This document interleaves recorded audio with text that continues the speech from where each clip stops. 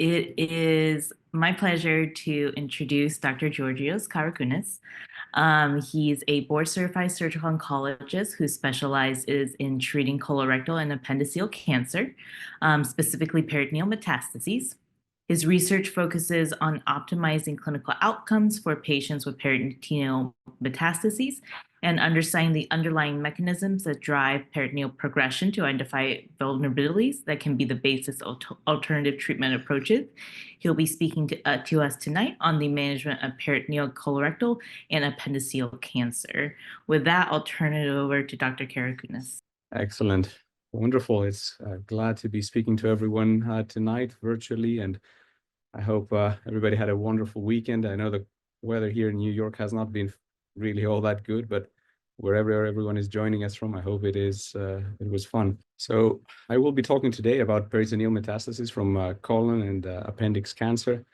And I have no financial or conflict of interest disclosures, except to say that prospective evidence in appendix cancer and peritoneal metastasis in general is limited. Unfortunately or fortunately, opinions are not. So please keep an open mind. And I also want to say that a lot of what I will be discussing today is my opinion. So again, take it with a grain of salt. The objectives for today's talk: number one, to recognize the impact of certain clinical pathologic characteristics on the outcomes of patients with peritoneal metastases from either colorectal or appendiceal cancer, know the surgical workup of patients with peritoneal metastases, and to understand the rationale guiding treatment options. As an outline, we will go through some cases to help us ground this presentation and for folks to have something in the back of their heads as they are absorbing the data.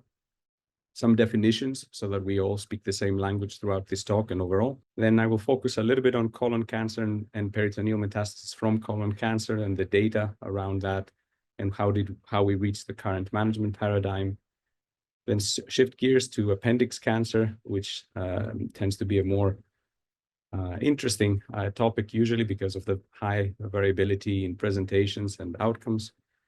And ultimately share with you some clinical tips that may help you both in the preoperative, perioperative, and intraoperative management of these patients. So the first case is an 80-year-old male who had a history of stage 1 colon cancer, moderately differentiated, had a right colectomy in 2018, and now has a biopsy-proven recurrence that you can see on the picture. The second case, quite different from the first, is a 56-year-old woman who had a history of stage 3 and 2 colon cancer, poorly differentiated this time, had a sigmoid colectomy in 2023, had 6 months of adjuvant FOLFOX, and now has biopsy-proven recurrence, except this time you can see that there is more diffuse disease.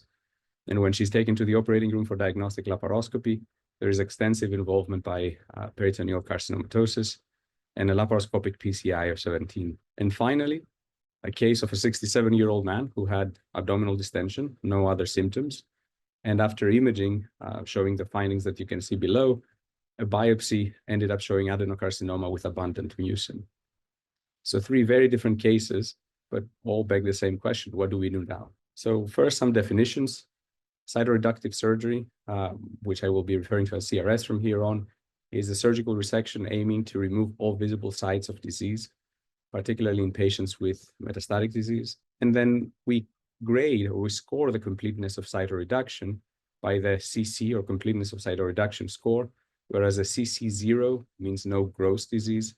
CC1 indicates disease that is less than 2.5 millimeters thick. CC2 greater than 2.5 up to 25 millimeters, and CC3 greater than 25 millimeters thick. And again, a common misconception here, we measure the thickness, not the maximum diameter of the residual disease. Then we also use the PCI scoring system to help us describe the extent of involvement in the abdominal cavity. For those who are not familiar, we divide the abdominal cavity into 13 different regions, 9 based on the areas of the abdominal cavity and 4 for the small bowel itself. And each of those regions is scored according to the presence or absence of tumors. And if there are tumors, the size of those tumors and whether they are smaller than 5 millimeters, 5 millimeters up to all the way up to 5 centimeters, or greater than 5 centimeters, including confluent smaller tumors that can not be seen as a separate entity. So with that, we'll move on to the first part of the talk today, which is going to be colon cancer and colon cancer peritoneal carcinomatosis. And why is this a big problem? Well, it is a big problem because patients who have peritoneal metastases do very poorly. This graph shows the outcomes of patients with peritoneal carcinomatosis or peritoneal metastases who underwent chemotherapy treatment alone in a meta-analysis of several prospective randomized trials of systemic chemotherapy for stage 4 disease. And yet, as you can see here, patients who had peritoneal metastasis did worse than patients who had liver metastasis or lung metastasis. Now, notably, this comparison here is relevant only to patients who had one site of disease. Those who had several sites of disease, that is, imagine peritoneal and liver or peritoneal and lung, ended up doing, unsurprisingly, even worse. So with that led us to start considering what other options do we have and how else can we improve the outcomes for these patients. And the first real study on this started, as many other parts of surgery, with a Dutch trial. The trial from Verwal et al. That started in the 1990s included 105 patients and compared cytoreductive surgery with heated intraperitoneal chemotherapy using mitomycin C and systemic 5-FU compared to systemic 5-FU treatment alone. And what it did show at the time is that patients who had the cytoreductive surgery and HIPEC and systemic chemotherapy, that is the maximum combination, had a better disease-free and overall survival than the ones who did not. However, as you can see from these two graphs alone, the overall survival still remained poor, and most patients were already deceased by 36 months or 3 years. So the key points to take out of this trial is that, number one, the benefit depended on the success of the cytoreductive surgery. For the 18 patients who had a CC0 or a complete cytoreduction, the median overall survival was 48 months. For the 21 patients who had a near complete or CC1 cytoreduction, the median survival was 20 months. And for those who had a suboptimal or incomplete or palliative, as we would call it today, cytoreduction, unfortunately, the median overall survival was 5 months, which may as well reflect the lack of additional systemic chemotherapy options in addition to 5-FU at the time of this trial. However, what was also clear is that there was high toxicity to the patients in the regional therapy arm. 8% had experienced a grade 5 complication or death, and grade 3 and 4 surgical morbidity was very high, with 17% experiencing hematologic complications, gastrointestinals, including 7 patients experiencing a fistula, and 14% of patients experiencing severe hemorrhage. Another early trial that helped establish the role of cytoreductive surgery in the management of peritoneal carcinomatosis from colon cancer was the Swedish trial.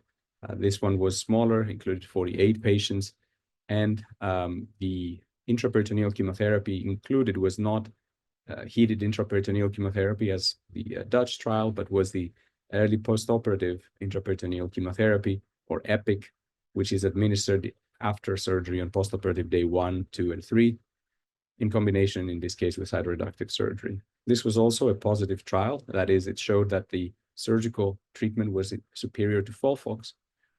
However, again, we have to take these outcomes with a grain of salt, as the survival difference was essentially driven by 6 patients who survived long enough in the surgical arm. Next, the more recent of the large published randomized controlled trials was PERDUE 7, which many are familiar with. This included 265 patients with colorectal cancer peritoneal metastases, randomized to either cytoreductive surgery or cytoreductive surgery with HIPEC, in this case, again, oxaliplatin. And this was a notoriously and infamously negative trial. There was no benefit whatsoever. You can see from this overall survival graph that it is impossible to tell the two lines apart. And it fairly definitively answered the question that of whether heated intraperitoneal chemotherapy with oxaliplatin is beneficial in patients who have colorectal cancer peritoneal metastases. Now, it is, of course, an open question whether these data can be extrapolated to all HIPEC regimens or they are specific to this specific oxaliplatin regimen, and I will let every one of you decide for yourselves how you feel that you should interpret this. But what is not open to interpretation is that the addition of HIPEC did increase complication rates and toxicity. So on one hand, grade 3 adverse events, the first 30 days, which is how the authors decided to present the data, was, while not statistically significant in difference, clearly different, as 42% of patients who on the HIPEC arm versus 32% of patients in the cytoreduction arm alone experienced a grade 3 or greater complication. And if those had been grouped together with the later complications, or when the later complications are seen separately, those do confirm a statistically significant difference, an increase of about 10 percentage points between the two groups. So the way I typically interpret this, and again, it is technically specific to oxaliplatin, but likely similar to other intraperitoneal chemotherapy regimens, is that the addition of intraperitoneal chemotherapy likely adds approximately a 1 in 10 chance for a significant grade 3 complication. Finally, the last trial that I wanted to review with you is a trial that came from our institution, the ICARUS, or intraperitoneal chemotherapy after cytoreductive surgery trial, which was a randomized trial where patients who had an optimal cytoreduction, that is either CC0 or 1, were randomized during the operation to either have HIPEC with mitomycin C or EPIC with fluoxuridine. And there was a stratification between patients who had appendix, colon primary tumors, and those who had or had not had any recent chemotherapy. Now, as the PRODIGE trial results came during the study period, the decision was made at the time to close the colon cancer arm, as the equipoise was felt to have been lost, and expand the appendix cohort to make up for it in terms of power. Now, from analyzing each cohort separately, and I will get back to the appendiceal cohort later in the talk, when we looked at the colorectal cohort for this trial, HIPEC and EPIC were in total 74 patients, 39 in the HIPEC arm, 35 in the EPIC arm, fairly well balanced for all important clinical characteristics. And again, it will probably not surprise anyone that we did not observe any significant progression-free survival differences, which was the primary outcome, or overall survival differences, which, again, other than the somewhat small difference at the tail end of the overall survival curve, which mostly reflects the decreased number of patients at risk, was again highly overlapping curves. So this added the more ammunition to the idea that if there is a role for intraperitoneal chemotherapy for patients with colorectal cancer and who undergo cytoreductive surgery, that remains still blurred. However, what both trials, the PRODIGE 7 and the ICARUS, showed us is that PCI, or measuring the extent of disease, is very important in selecting patients and in identifying patients who are likely to benefit. And as you can see from these two graphs, in both trials, there was a significant number of patients with PCI less than 10 that had long-term disease-free survival. And those are the ones that we could ostensibly expect. Some of them may have experienced a cure. So when it comes down to deciding which patients we offer cytoreductive surgery, one of the most important parameters that we tend to use for colorectal cancer is the PCI score. And at least it helps, if nothing else, frame the expected benefit to the patient. So in summary, with the prospective randomized trials that we have two that suggest better survival with regional therapy rather than best systemic chemotherapy for colorectal peritoneal metastases. One randomized trial that demonstrated no benefit of HIPEC with oxaliplatin in patients who underwent cytoreductive surgery. One that demonstrated no difference between HIPEC with mitomycin and EPIC with fluoxuridine, and the comment that major morbidity can be high and that patient selection is crucial. So taking all this together, is cytoreductive surgery justified in colorectal cancer? Like many things in medicine, it depends. It is important to balance the benefits and risks of the expected intervention. And each of those can significantly alter the decision-making, both from the surgeon's perspective and from the patient's perspective. In terms of benefit, as I show you in the graphs that we went over, the disease-free survival after cytoreductive surgery can be up to 50% at 2 years, which may allow patients to experience time off chemotherapy. It may prolong survival. The best data that we have from the Dutch trial says that by about 10 months. It may include cure for a select number of patients with small volume disease. And especially for the symptomatic patient, may offer symptom relief. On the other hand, complications are not uncommon. Anything from a non-therapeutic surgery to infections, fistulas, short gut syndrome, wound complications, performance status changes, and quality of life. Hospitalization can be sometimes prolonged. Recovery can take a while and doesn't always follow a linear path. And some patients will not be able to resume systemic chemotherapy after surgery, which is, among other things, a good reason to consider administering chemotherapy preoperatively rather than postoperatively. Finally, we should also not forget that the cost and financial toxicity to the patient can be significant, especially with a complex procedure that lasts many hours and involves a prolonged hospital stay. So when is cytoreductive surgery justified? Well, it depends. As I said, it depends on the extent of disease. It's a different scenario when we're talking about focal or disseminated disease, and that's where the PCI score can be a useful gauge. The distribution matters. Sometimes a limited amount of disease on the bowel serosa may be a lot harder and include a more morbid operation than extensive disease diaphragm. The grade of the disease, poorly differentiated tumors tend to have shorter disease-free survival and overall worse outcomes. The course of the disease and how the timing of the peritoneal metastasis occurred, we again know that metachronous peritoneal metastases tend to do better than patients who have synchronous disease, that is, that their peritoneal disease was diagnosed at the same time as the primary tumor. Response to chemotherapy is a very useful indicator as to the biology of the disease.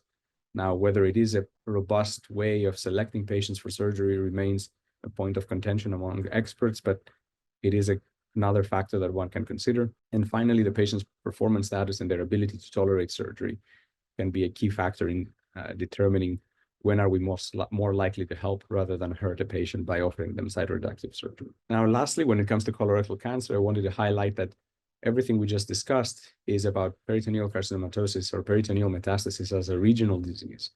But unfortunately, most patients who have peritoneal metastasis in the context of colon cancer do not have regional disease, but rather have disseminated or global disease.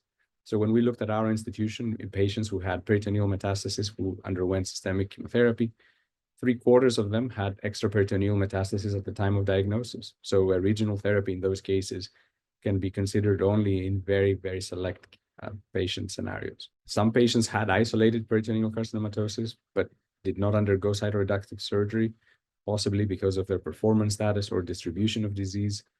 And ultimately, only about 5% of patients were candidates for cytoreductive surgery for their peritoneal carcinomatosis. So the majority of patients that we all see with peritoneal metastasis, unfortunately, with our current capabilities, do not have a clear path to surgical intervention or regional therapy. Now we're going to completely change disease processes and shift from colon cancer, where, as I showed you, there is some amount of evidence guiding our decision-making, to appendix cancer, where unfortunately it is a much less common disease. The data is more limited. There is very extensive variability in presentation, scenarios, biology, and overall, I like to think that it is a good opportunity for all of us to try to use our common sense and, to a certain extent, personal and institutional experience, as evidence-based decisions are not often easy. So when we talk about epithelial appendiceal tumors, there's a lot of them, and I know it confuses many in the audience. It still confuses me to this day. We have low-grade appendiceal mucinous neoplasms, or lamins. We have high-grade appendiceal mucinous neoplasms, or hamins. We have a mucinous adenocarcinoma, which can be well-differentiated, moderately differentiated, or poorly differentiated. We have goblet cell adenocarcinoma, which in the past was called goblet cell carcinoid, a term that has fallen out of favor. We have colonic type or intestinal adenocarcinoma, which is the one that looks the most like a colon cancer, typically a right-sided colon cancer.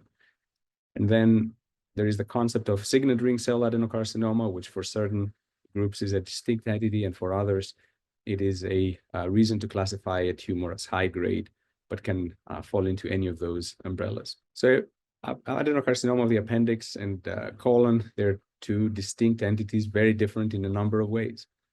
Number one, colon cancer has approximately 140,000 cases per year in the United States, whereas appendix has less than 2,000. The ages are different. Appendix tumors tend to occur in younger patients. More often than not, they're mucinous, unlike colon tumors. Fortunately, about half of them are well differentiated, and I will explain in a bit why that matters. Poorly differentiated tumors tend to be about the same, 1 in 10 for each case. Appendix tumors are much more likely to present with peritoneal surface malignancies at the onset of the, or surface metastases at the onset of the disease. They tend to be more superficial rather than the typical invasive colon tumors that have reactive stroma. And as we try to understand the differences, it's important to take into consideration how the two diseases are different from a genomic perspective. This is a very busy slide, but it is a sum of what has already been observed elsewhere as well, that the mutations that involve mucinous appendiceal cancer, are different from the ones that we typically see in colon cancer. KRAS is very common, actually much more common than we see it in colon cancer. TP53 mutations are less common and very highly prognostic, as I will show you in a minute. And GNAS mutations, which are relatively uncommon in colon cancer, except for some mucinous subtypes, are very common in mucinous adenocarcinoma of the appendix. Some of these tend to appear together or not. I will not go too much over this other than to say that GNAS and KRAS mutations tend to coincide, whereas TP53 mutations tend to happen in patients who do not have GNAS mutations. And when we grouped these patients with mucinous adenocarcinoma of the appendix in different subgroups, depending on which mutation they were mostly characterized by, rather whether they had a RAS mutation, whether they had a GNAS mutation or a TP53 mutation, or none of them, a classification that, as you can see on the right side of the screen, does not necessarily overlap with the degree of differentiation. We saw that actually the mutation profile matters very significantly. Patients who had a RAS mutant only tumors had excellent survival and very infrequent recurrences. Patients with a GNAS predominant had an in-between phenotype, ultimate outcome. And the ones that were characterized by TP53 mutations had the worst survival from the entire cohort. Now, in addition to that, we also found that patients who have TP53 mutation predominant tumors had a much more significant stromal invasion, so more of an invasive phenotype, something that you can see both on histopathology, but also in the operating room, as you have tumors that are much harder to peel off their underlying structures, whereas the ones that were RAS mutant predominant were much less likely to demonstrate stromal invasion. And here's some examples of what that stromal invasion looks like. Again, you can see on the top the more classic epithelial tumor of the appendix that tends to grow on the surface of other structures, whereas on the bottom you see a very fibrotic stroma and very significant deep invasion. Finally, we found that the genotype of these tumors has clinical correlates. First of all, the disease burden in the peritoneal cavity tends to be higher for patients with GNAS mutant tumors. But on the flip side, the chemotherapy response is lower for those patients. Again, different parameters that can be helpful as we try to determine what's the optimal course of care for our patients. So now we'll discuss some of the subgroups of appendiceal tumors that we initially went over, and different ways that we think about them and that we manage them in clinic or in the operating room. First, we have the lamins, or the low-grade appendiceal mucinous neoplasms that can be either T3 or T4. T3 tumors, like the ones you can see both in gross and microscopic pictures in your slide right now, are the ones that are partially through the wall of the appendix without a free perforation or extra serosal extension of the mucin. Whereas on the other hand, you have patients who have T4 lamins where the mucin has dissected through the wall of the appendix. And those are the ones that often you will see in the operating room, or you will hear about, that can have mucin outside of the lumen of the appendix, even grossly visible. The good news with both of those groups, the T3 and T4 lamins, is that as long as there is no evidence of disease away from the right lower quadrant and away from the area of the appendix, their risk of recurrence is actually very low. This is a common misconception that I've seen patients having, perhaps as they research online the evidence, and sometimes I see some of my colleagues as well having the pessimism when they're treating these patients.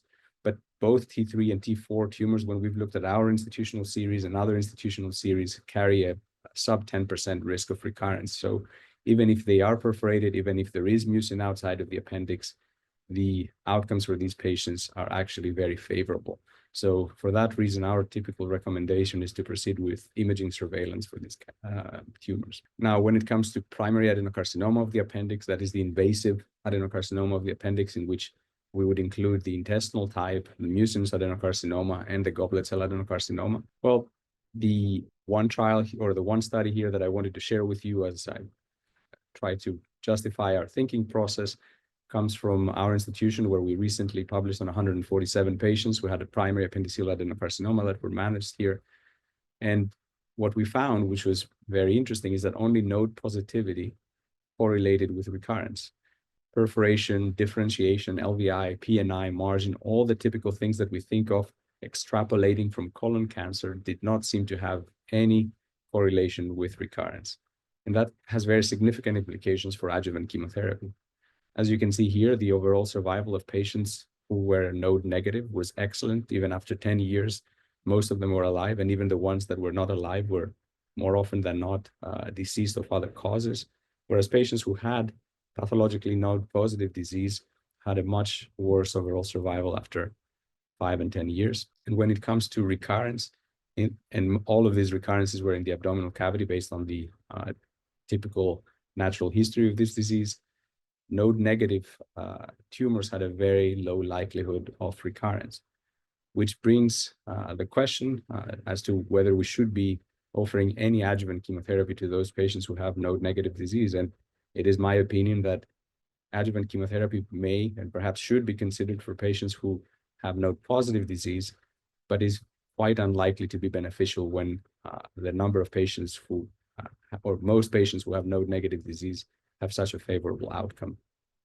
So in our practice, when we see patients who present with an incidentally or not incidentally found appendiceal adenocarcinoma who had an appendectomy for diagnostic purposes, we, as long as there is no evidence of metastatic disease, we proceed with a staging laparoscopy and a right hemicolectomy for staging purposes, so that we can determine whether chemotherapy would be recommended ultimately or not. Now, one step further from the primary tumors are the mucinous peritoneal deposits. Those are the patients that you may have seen where there is no real mass away from the appendix, but we see areas of gelatinous material that can be either wiped away or easily removed.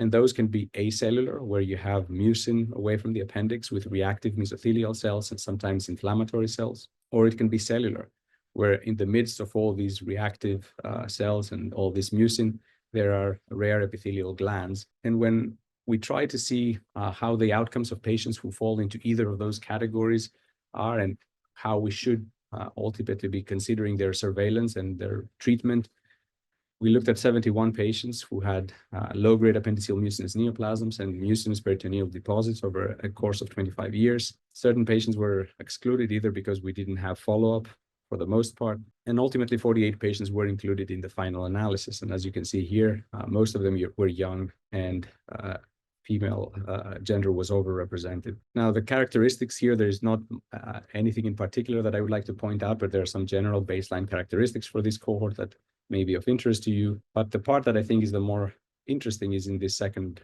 table, where you can see that, number one, as a caveat, the presence of preoperatively acellular mucin did not always coincide with acellular mucin at the time of surgery. So this highlights the importance of adequate tissue sampling at the time of either laparoscopy or the staging procedure.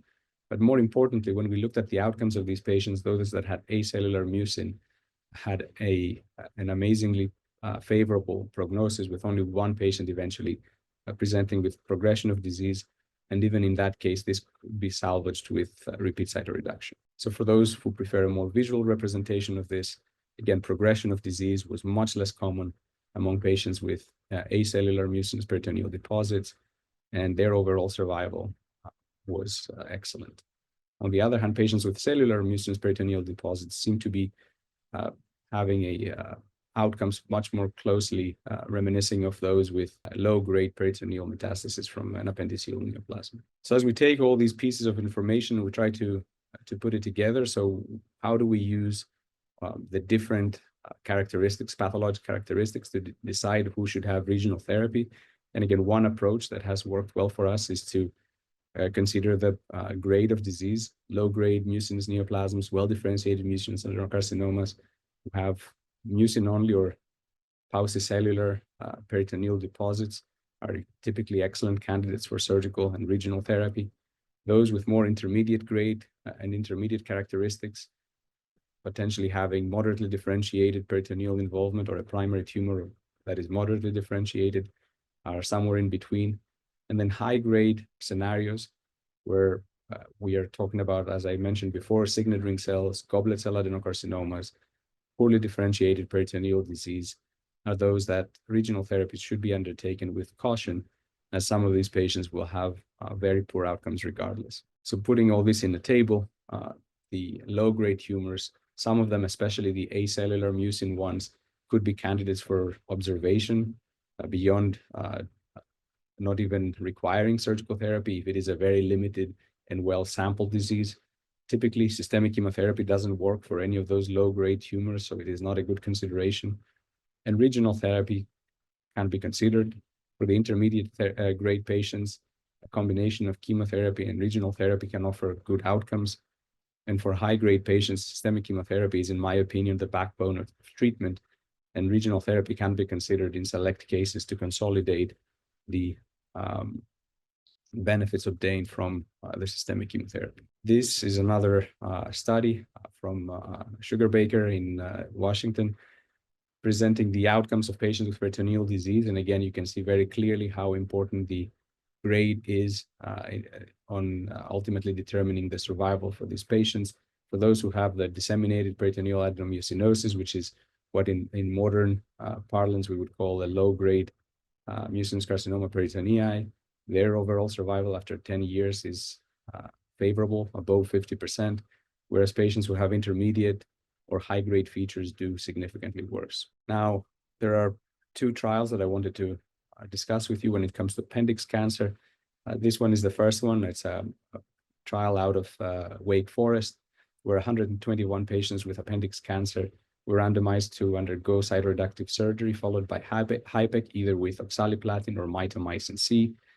The main endpoint of the trial was toxicity, but when it comes to disease-free survival between the two arms, as you can see here, there was absolutely no difference, even though these are very different compounds with different pharmacokinetic and pharmacodynamic properties. And the second trial that I wanted to discuss with you is the appendiceal arm of the ICARUS trial that I went over a little bit before. Here for the appendix arm, ultimately we had 212 patients included. And as you can see here, these were very well balanced between the HIPEC and the EPIC arm. Differentiation, preoperative chemotherapy, PCI and CC scores were also similar.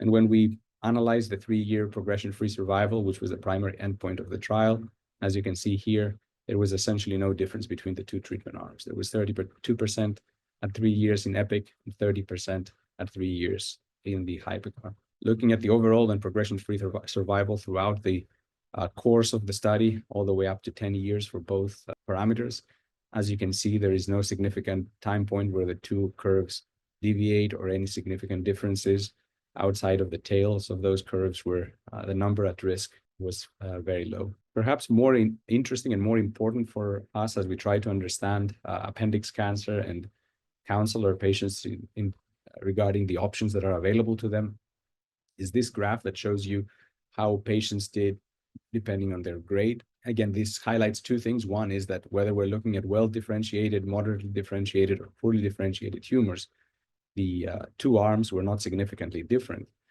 But more importantly, it shows how well patients who have well-differentiated tumors do. And you can see here that they had essentially almost 70% disease-free survival, or perhaps greater if you include the two groups, than 70% disease-free survival after 3 and 5 years.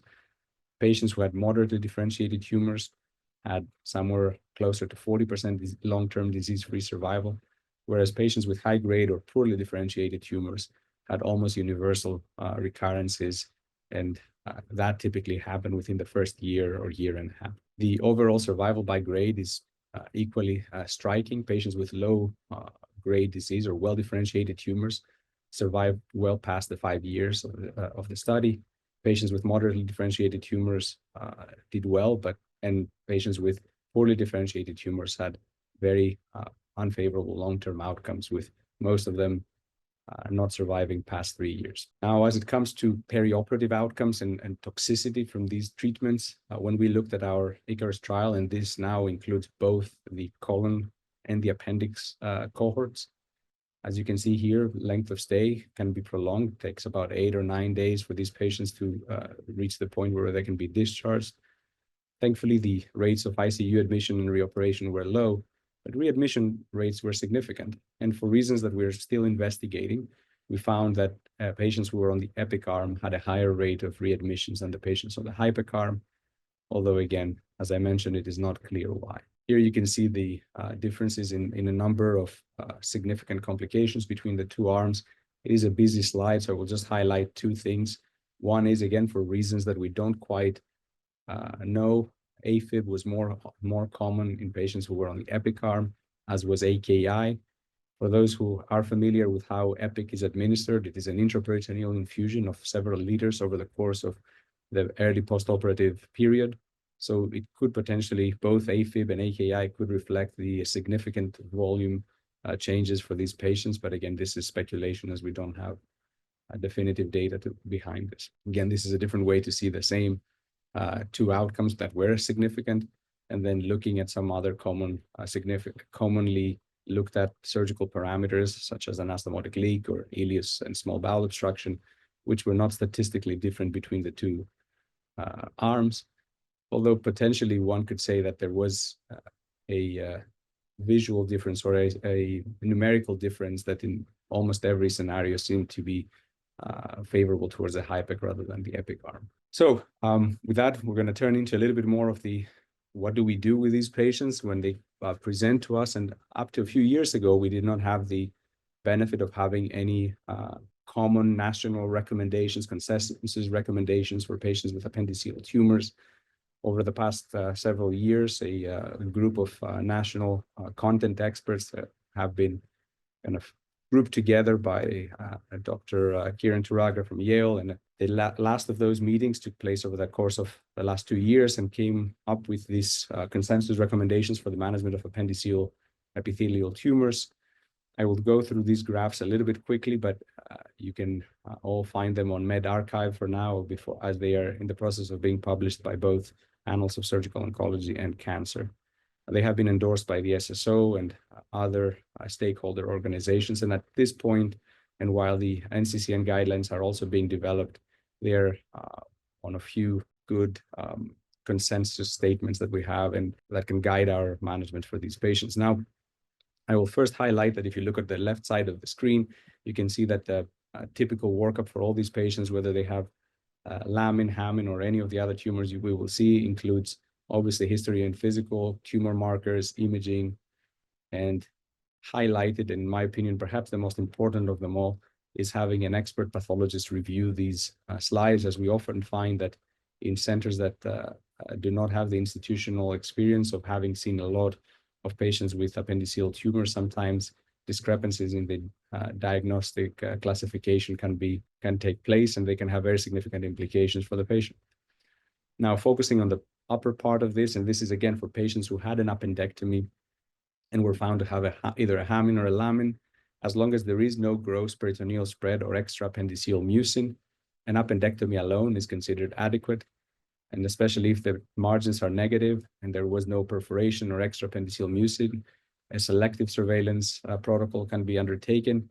If there was extra appendiceal mucin, then these patients may benefit from more scheduled surveillance with CT scans for up to 10 years. On the other hand, when we are talking about patients who had widespread acellular or cellular mucin, those patients on the bottom of the graph are typically directed towards the management of patients who have peritoneal disease in general. And then finally, in the middle, the group that we previously discussed, we have acellular mucin in the right lower quadrant. As long as there is no evidence of residual disease, they are typically appropriate for surveillance, with surgery reserved only for recurrent or progressive disease. For appendiceal adenocarcinoma, so those are the invasive tumors of the appendix, the management is somewhat simpler. If there is no evidence of metastatic disease, a right hemicolectomy is usually the initial step in their care. For stage 3 tumors, adjuvant chemotherapy is recommended. For stage 2 and below, surveillance. Now, I will say, you may notice as I went through the data from our paper that here the recommendation is for high-risk stage 2 patients to be considered for systemic therapy. I think I explained to you why I don't necessarily agree with that, but as I mentioned at the beginning of this talk, there's a lot of opinion in this space, and as long as we all use common sense and try to prioritize what is important for the patient, I think we can do the best we can to help them. And finally, for patients who have peritoneal disease, so that is documented deposits with epithelial cells, the management is very dependent on the grade of the disease. For grade 1 or low-grade tumors, cytoreductive surgery with and without intraperitoneal chemotherapy is the standard treatment if a complete cytoreduction can be achieved. Whereas if a complete cytoreduction is not feasible, then cytoreductive surgery may still have a role in patients who are very symptomatic for palliative purposes. On the other hand, for higher grade, so that is grade 2 and 3 disease, and for patients who have non-mucinous disease, including goblet cell adenocarcinoma of the appendix, the typical recommendation is to start with systemic chemotherapy, and then in the context of adequate response and a feasible complete cytoreduction, proceed to cytoreductive surgery, whereas in other cases, further systemic therapy and escalation from that perspective is what we would recommend. And it goes without saying, at the end of that paradigm, as long as the patient has had a complete treatment, surveillance is appropriate, and this takes usually the form of cross-sectional imaging with CT and MRI. Now, I will show you a more simplified algorithm putting all these things together, and this is how I tend to think about things. I'm a simple surgeon. A big graph makes it harder to follow sometimes, and it's definitely one good way for all the folks who don't see patients in this context as often to think about. I tend to ask two questions. Is this well-differentiated disease or poorly differentiated disease? And are we talking about a primary tumor or is there metastatic disease? If it is a well-differentiated primary tumor, then an appendectomy with negative margins is usually all that is needed. If it's a primary tumor, but this time moderately and poorly differentiated, then a right colectomy, assuming that the diagnostic portion of that procedure is negative, is necessary, and then systemic chemotherapy may be recommended depending on the findings and pathology. And for patients who have metastatic disease, again, if it is well differentiated or low grade, cytoreductive surgery is the appropriate treatment, especially in patients who are either symptomatic or could undergo a complete cytoreduction. Whereas in patients who have high-grade disease and evidence of metastatic spread, systemic chemotherapy, as I mentioned before, is the backbone of their treatment, and cytoreductive surgery is used more as a consolidation for those who have a good response and good performance status. Finally, I wanted to go over some clinical tips that may help, especially with the trainees who are with us today, as they're planning their own careers around this and are thinking of ways that they can improve the care for these patients. So in terms of workup, as I mentioned a little bit before, pathology review is very important. Tumor markers can help, not so much because of the information they provide you when you first obtain them, but because they help establish the kinetics of the disease, how it's progressing over time, whether it is recurring, and how it is responding to therapy. An upper and lower endoscopy can be very helpful. When the tumor hasn't been established to be appendiceal in origin, it can help rule out other sites of disease. But even in patients with known appendiceal tumors, at least the colonoscopy can be helpful in determining the optimal surgical plan. CT and MRI are inaccurate at measuring peritoneal disease, but are often the best that we have. PET scans are of limited value for the peritoneal disease itself, but I've found that they can be very helpful in ruling out disease in other areas, as extraperitoneal involvement, for example, in the context of colon cancer, can be the difference between offering a patient surgical cytoreduction and considering them for systemic therapy alone. Finally, staging laparoscopy or laparotomy can have a value, but again, it is limited by the fact that it is a single point in time. And I want to highlight one more time the importance of the disease course. Nothing gives us more information in appendix cancer, in my opinion, than time. It is more important to see if there's a previous scan, what that scan looked like, if the patient is under treatment, how does their imaging progress and their tumor markers progress during treatment, or even their symptomatology. One of the more favorable characteristics that we see in this context is the patient who comes in with highly symptomatic disease, receives systemic chemotherapy, and then their symptoms go away. That is a cause for optimism and a reason to think that surgery may be of benefit to consolidate these improvement. Some imaging characteristics that I wanted people to have in mind, and are certain things that I tend to look at when I'm evaluating a patient with peritoneal disease, and that this applies to both colon and appendix, although the more extensive disease scenarios tend to be appendiceal. Number one, the diaphragms, again, obvious to anybody who has been involved in a cytoreductive procedure. Typically, the easiest place to look for diaphragmatic involvement is around the liver and the spleen. The lesser sac can make a difference in the way that we plan an operation and the feasibility of a complete cytoreduction. The spleen itself matters a lot as we counsel the patient and we prepare, whether it comes to preoperative vaccinations or at least involving the patient in the decision-making. The omentum, which is where most of the disease is typically located, and it can also offer us some indication of response, as consecutive imaging following before or after chemotherapy can show resolution of the haziness. Hernias, some of these patients have undergone previous operations, so it is important not to underestimate the fact that some of them will have recurrences or disease involving the hernia, and that may be a necessary site to address at the time of surgery. It's also important to look at the colon, the mesocolon, and the epiploica, as it can indicate or give us hints as to whether a colectomy may or may not be required. Beyond that, very important in determining potential for surgical cytoreduction, I find, is looking at the mesentery. And again, when you see more disease between the mesenteric folds, it is typically an adverse feature. Some areas that disease can hide, and I tend to look at when I'm preparing for a surgery to make sure that we can identify it intraoperatively and also preoperatively to counsel the patients appropriately. One of them tends to be the gastric wall. As you know, the stomach can be relatively thick, so it is not uncommon for some of these gastric wall lesions to go unnoticed by the radiologist or by the surgeon, but they can have implications.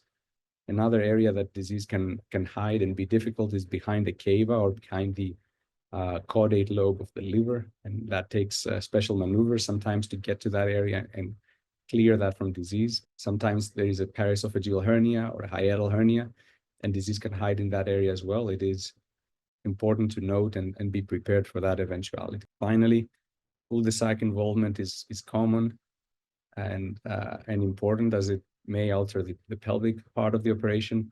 And it is also important to note whether there is evidence of urethral obstruction. Here you can see a picture of a patient who has a urethral stent, but either a stent or hydroureter can be indications that the disease in that area has progressed to the point of causing an obstruction, and that tends to be a very adverse prognostic factor. Some more tips on surgical technique. The way we perform this operation here is usually placing the patient in spreader bars.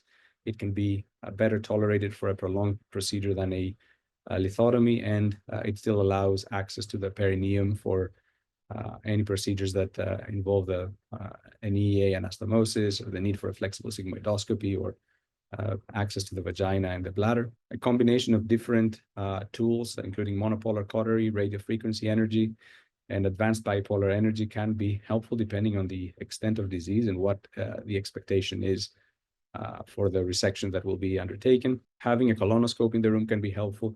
And when there are concerns over devascularizing critical structures, I have found that occasionally an ICG-based system can also be helpful in identifying residual vascularity or vascularization. We typically use a Thomson retractor to expose the different areas.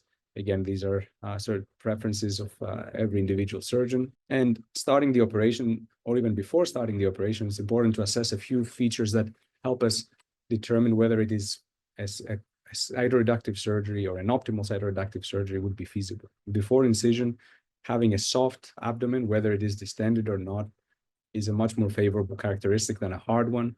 And it is not uncommon that we see this change after systemic chemotherapy, where a patient who started with a hard abdomen can progressively be noted to have a softer one. Small bowel involvement is very important.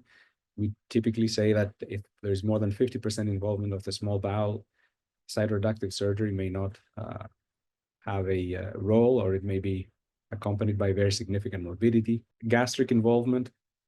In our practice, partial gastrectomies are often considered, although not often necessary, but a complete or a total gastrectomy is generally considered a step too far for most of the patients we see. In terms of colon resections, again, a discussion with a patient preoperatively about whether an ostomy may or may not be required can sometimes determine what options we have available in the operating room or not. Pelvic involvement, again, having discussions with the patients about preoperatively about their consequences, the sexual, urinary, and bowel function. Partial cystectomies can occasionally be necessary. In terms of rectal involvement, we do our best to preserve the rectum, even if that means having a resecting part of the rectal wall and either suturing it or stapling it together, as it tends to be much better tolerated than a low anterior resection, which in turn is better tolerated than an abdominoperineal resection in this context. Splenectomy and distal pancreatectomy are occasionally required. The liver and the porta hepatis tend to be the area where disease is more often left behind in the context of cytoreduction, as the morbidity of dissecting in that area can be high, but it is important to address completely. Otherwise, one risks the scenario where you have to go back into the operating room years later to address. And finally, the diaphragm is rarely a limiting step, and resection and primary closure are acceptable options. But of all these things, the one thing that you should keep in mind the most, and I would highlight the most, is the small bowel involvement, which in my experience and across the board is by far the most likely scenario, or the most likely cause that may make a cytoreduction not feasible for a specific patient. So we'll go through this a little bit faster, as I see that the time is starting to run out, but surgical technique, as I said, mobilizing the omentum, getting it off the colon is important, getting into the lesser sac, trying to spare the gastroepiploic vessels when possible may make a difference in gastric emptying. As I said, small bowel involvement is very important. When the small bowel is spared, the surgery can move ahead. But for patients who have significant mesenteric involvement or significant serosal involvement, resection may not be an appropriate step. The liver mobilization is important when it comes to approaching and stripping the diaphragm. Here you can see a few different kind of approaches from that. But tools that I have found to be very useful as we strip the diaphragmatic peritoneum are sponge sticks and peanuts. And the key move here is to try to respect the diaphragmatic muscle fibers to avoid any full thickness injuries as we carefully peel off the muscle from the peritoneum. Selective peritonectomies, again, this is one of those points that individual centers have their preferences, but our approach here is to only remove the part of the peritoneum that is grossly abnormal, as opposed to performing a prophylactic parietal peritonectomy of uninvolved areas. We do consider buttocks injection to the pylorus if several gastric arteries are ligated, as these patients have often a delayed gastric emptying that can limit their ability to tolerate PO for weeks. It's important to avoid opening planes into the extraperitoneal space. A hysterectomy, again, in my experience, is rarely necessary and can be associated with subsequent vaginal cuff recurrence. It is important to try to avoid it if at all possible. BSO is routinely offered and performed, but an ovary-sparing approach is reasonable in premenopausal women who want to maintain fertility, as long as the ovary that is left behind is grossly normal, and particularly if the other one has been removed and has been proven to be pathologically not involved. And fertility referral early on in the process may help. So going back to the three cases that I showed you before and how we would approach any of these, this is the first patient, very isolated peritoneal recurrence from colon cancer, many years out from the original surgery. This is, as best as we can tell from imaging, and a single area of disease. And this is somebody where we would offer cytoreductive surgery up front without any systemic therapy, and reserve systemic therapy for either for any future recurrence or more multifocal recurrence, as it is difficult to expect that 6 or 7 years out from the original operation, there is more micrometastatic disease that has not been treated. For the second patient, where we are looking at a very quick recurrence after the sigmoid colectomy with multifocal, very extensive miliary disease. These are the cases where we see that surgical intervention has limitations and is not as effective. Unfortunately, either with or without an intervention, these patients' progression-free survival is going to be limited. So it is very important to limit the morbidity caused by any of our interventions. So this is a patient who should first attempt a different systemic therapy, and we reserve surgical intervention for either symptomatic palliation or if the ultimate outcome is very favorable after systemic therapy. And finally, this last patient, who has the most extensive disease of all, however has low-grade disease, is an excellent candidate for cytoreductive surgery, primarily because there is no other effective treatment, and we know that their outcomes long-term could be surprisingly positive for somebody who has such an extensive abdominal involvement. So with all that, I wanted to say thank you. I'm happy to take any questions. I know the time may be running out. I'm happy to stick around for a few more minutes if people have questions. Thank you. That was great. So, Reminds me of January when we were. so you're not still traumatized, are you? No, but that 1 week we did 4 in 1 week. It was a bit traumatizing for sure. Yeah. There's a couple of questions on the post on Sir John. The first one, I think we already answered. What's your imaging modality of choice post-op? I think you said CT scan. Yeah, I will say for this, my standard answer, I know there's a lot of people who feel very passionately about MRI. I think that PET scans is probably the wrong answer. In isolation, at least, it's the wrong answer. But some centers are really good at MRIs, and they have the institutional experience, the radiologists, the surgeons. I think it makes sense to use what you and your radiologist and your multidisciplinary teams are more confident and comfortable with. For us, this is a CT scan. For other people, it is an MRI. I think that it is important to just play to your strengths. So I don't think that necessarily there is a big overall difference, but I would pick a CT for myself any day. And this is a really great question. Do you foresee ctDNA being used in the future to guide management and help with patient selection? Another question I had too was, do you see that ctDNA being used in appendiceal and colorectal cancer are roughly equivalent in efficacy? Yeah, so this is a very good question, and as you can imagine, anything related to ctDNA, there's a lot of people studying it very intensely and trying to figure out how to make it work. There are a couple of caveats when it comes to peritoneal disease, whether from colon cancer or from appendix cancer.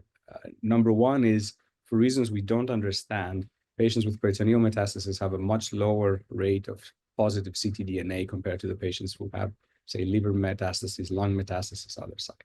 So for one reason or another, the tumor DNA doesn't spill into the bloodstream as well from the peritoneum. That makes it much harder to interpret the negative finding. The second thing is, which is the main limitation of ctDNA in general, is that you don't know where it's coming from. So as long as you cannot tell that it is coming from the liver or the pancreas or the colon or the lung, it makes it very difficult to say what to do with it other than to use it as a benchmark for treatment response. At the end of the day, a CEA or a CA19-9 is a much cheaper option for that if you're trying to track treatment response. So I will be honest, we haven't found a very useful way to use it, but I'm sure people are looking hard enough, and hopefully somebody will find a good application for that, because it is extremely sensitive. It's a very good tool to tell you if a patient has disease on them, but we kind of know that they do for the most part, right? Even the ones that we've operated on and we've rendered, quote, NED, the vast majority who have moderately and poorly differentiated tumors will have disease recurrence. So finding out 6 months earlier or a year earlier before their CT scan does, I am almost not certain that it is a good idea. Yeah. Another question was, would you offer cytoreductive surgery in the setting of enlarged retroperitoneal lymph nodes, or if there were limited liver metastasis? So as everybody probably who's on this line knows, is you can never say never in surgery, right? There is always going to be that one case that for whatever reason is a 25-year-old happy person that you want to do your best. And sometimes, as one of our medical oncologists says, we punish people for being too young or too nice or too hopeful by doing more extreme things than we would usually do. But the short answer is for those people who have retroperitoneal lymph nodes or who have both liver and peritoneal metastases, their prognosis is going to be very unfavorable. We know that there is almost no doubt that they will have recurrent disease. And therefore, the idea becomes, what are we trying to accomplish with surgery? In those contexts, I tell patients that surgery is a little bit of another way of receiving a treatment, like a chemotherapy, but it is not a definitive one. So if the patient, say, has been 3 years on the same systemic chemotherapy, their medical oncologist feels like it's too hard to stop because we would lose control of disease, and the patient understands that surgery may not be curative, there are cases where surgery may be a way to stop systemic chemotherapy, give them a break, or the more common scenario, palliate a specific problem. So imagine the patient who has a colostomy that they want to have reversed, or somebody who has symptoms from something else. But by and large, for most patients, systemic chemotherapy will be the right answer when they have retroperitoneal and lymph nodes and peritoneal disease, or liver metastasis and peritoneal disease, because at that point, it's not a regional problem. Yeah. Are there any imaging findings on CT scan that you've found to correlate with small bowel involvement on diagnostic laparoscopy that would kind of give you a hint as to this patient is going to be unresectable? Yeah, that's a very good question. The easy answers to those are the obvious ones to everyone. So if you see, for instance, multifocal bowel obstruction or anything of that sort, the differences in caliber along the bowel that don't follow a very linear trajectory, you can be almost certain that what you will find in the operating room is exactly what you discover. Like you described multifocal involvement, potentially unresectable, but that is relatively obvious. The less obvious ones, the small miliary disease, it's harder to see on the small bowel cirrhosis. Sometimes the mesenteric involvement can be a guide of what to expect on the small bowel wall. It's unclear why. I mean, one of the big philosophical questions on this is, why does the fat on the small bowel mesentery attract tumors less than the fat on the omentum? And why does the fat on the omentum attract them at all? These are all things we don't really know. But it's easier to assess mesenteric involvement, I think, on imaging. It's less easy to assess a small bowel wall involvement on imaging. And it's primarily the things that you would think: obstruction or tethering, angulation, anything that looks very unnatural from that. I want to point out, actually, you remind me one other thing is when you see that mesentery that is contracted medially or centrally, where it looks like almost like a cauliflower, that's sometimes a good way to think that this is a patient that may not have a good surgical option. Well, I think that's it. It was such a great talk, and it's really great to hear from somebody who really does a lot of these surgeries, kind of his personal take about how and when to offer such a large surgery to a patient. So thank you so much for joining us this Sunday, and I'll see you next time I rotate over at MSK.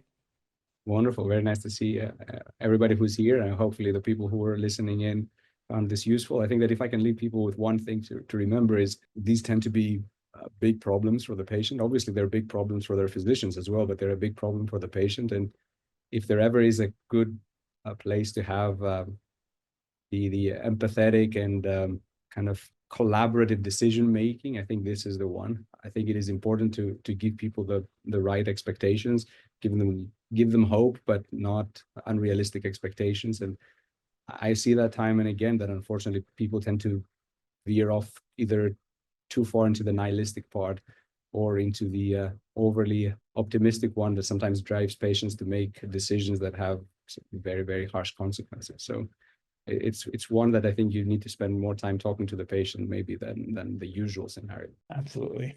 Oh, great. Thank you, guys. Have a good evening. Thanks. Thank you.